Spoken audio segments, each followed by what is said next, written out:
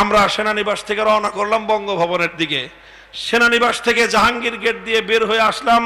আপনারা যারা ঢাকার শহর চিনেন, জাহাঙ্গীর গেট থেকে বিজয় সরণি সর্বোচ্চ 1 কিলোমিটার হবে, মধ্যখানে প্রধানমন্ত্রীর কার্যালয়।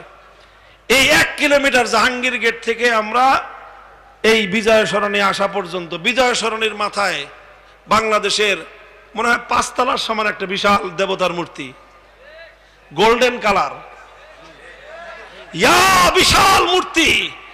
আমরা জাহাঙ্গীর গেট থেকে বিজয় সরণি পর্যন্ত আসার আগেই দেখি কেউ হাতুড়ি নিয়ে, কেউ শাবাল নিয়ে, কেউ দাও নিয়ে, কেউ খন্তা নিয়ে, আর কেউ রশি নিয়ে এই মূর্তির গলার উপর, মাথার উপর গিয়ে উঠছে।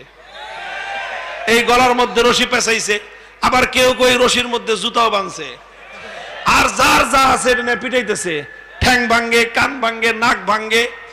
এত বড় মূর্তি, এটা তো সহজে ভাঙ্গা